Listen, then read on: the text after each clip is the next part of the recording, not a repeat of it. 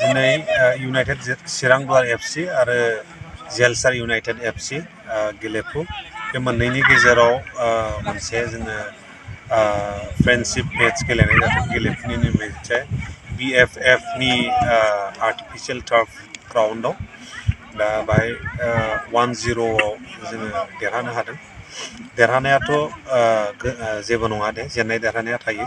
थेवबाबो जोंनि गेजेराव जेनाखि मोनसे फ्रेन्डशिप फुटबल मेच बेनि गेजेरजों जोंनि भुटान हादोर आरो जोंनि बड'लेण्डनि खाथिनि ओनसोलनि जेनाखि जोंनि रिलेशनशिप बे साबसिननिफ्राय साबसिन जालांगोन होननानै मिजिंथिदों। आरोबाव मोनसेल' खावलायनाय, जोंहा नैबे फ्रेन्डशिपनि मेचनि उनावनो 30 जेनाखि 30 तारिख नभेम्बराव 11 स्टार एफसि आरो इउनाइटेड चिरां दुवार एफसिनि गेजेराव मोनसे खोब गोनांथार मेच जानो थांगासिनो दं। आइ लिग सेकेन्ड डिभिजन क्वालिफाइं मेच आसामनिफ्राय बेवहाय देरहानो हायोबानो इन्डियानि आइ लिग जेनाखि सेकेन्ड डिभिजन लिग बेखौ गेलेहैनो मोनगोन। दा इउनाइटेड चिरां दुवार एफसिया बिनि थाखायनो प्रिपेरेसना सोलिबाय दं। आवगायनियाथ' बेनो उरिष्यायाव जेनाखि जोहैदोंमोन, बे उरिष्यायाव जोहैनायनि टिमा इउनाइटेड चिरां दुवार एफसि नङा, बियो बड'लेण्डनि टिमसोमोन।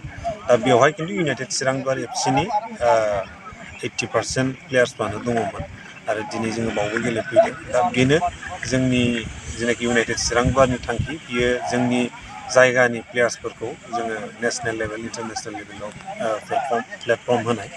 दा बेनो जोङो जेब्ला आइ लिग गेलेनो हागोन, आइ लिग गेलेनाय लोगो लोगोनो अट'मेटिकेलिनो नेसनेल लेभेलाव फकास मोनगोन जोंनि प्लेयार्सफ्रा अट'पै। मानो होनोबा जोङो जायगानिनो जेनाखि टेलेन्टस, लकेल टेलेन्टस, बे लकेल टेलेन्टसखौ लानानैनो जोङो दिनै आइ लिग गेलेनो थाखाय थागथियारि खालामगासिनो दङ। दा रोजा रोजा आंनि गोसो गोरबोनिफ्राय खावलायनाय बयखौबो जाहाथे लोब लोब फैनानै 30 तारिखआव जानो गोनां जेनाखि क'क्राझारनि साइ स्टेडियाम बेहाय फैनानै बाहागो लाफैयो आरो जोंखौ सापर्ट होफैयो। पहले तो हम शुक्रगुजार है कि आप लोग कोकराझार से इतना दूर गेलेफु तक आकर हम लोग का दोस्ती के एक खेल खिलाए। तो इसी खेल में तो दोस्ती बहुत बढ़ गया। और पहले बार जो कोविड के बाद हम लोग ऐसे खेल खेल रहे। पहले तो खेलते थे, मगर अभी फर्स्ट टाइम है ऐसे। तो ऐसे तो खेल चलते रहना चाहिए। तो बहुत अच्छा हुआ, तो खेलने को देखने के लिए भी बहुत अच्छा हुआ, क्योंकि आप लोग का टीम बहुत स्ट्रांग है।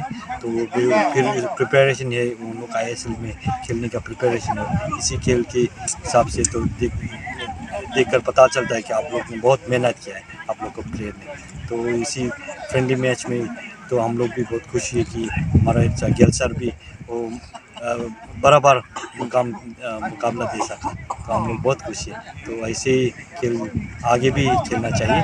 तो इससे भी अच्छा ऑर्गेनाइज करके हम लोग फिर बना के फिर खेलेंगे फ्यूचर में। ठीक। एक्चुअली ये मैच तो एक्चुअली हम लोग का फ्रेंडली मैच था। तो जब संगम सर हमको ये बात के लिए आया था तो हम लोग भी बहुत खुश हो गया। तो हम लोग लड़का लोग भी बहुत खुश हो गया। हम लोग भी फ्यूचर में एक अच्छा टीम बनाने का सोचा है। तो दोनों तरफ से तो बहुत मैच तो अच्छा हो गया। थोड़ा बराबर इक्वल था, लेकिन थोड़ा इधर उधर लक के वजह से थोड़ा ये हो गया। तो कोई बात नहीं, लेकिन इससे हम लोग सीखना पड़ेगा फ्यूचर में और कितना अच्छा बनाना पड़ेगा, कैसे अच्छा बनाना पड़ेगा।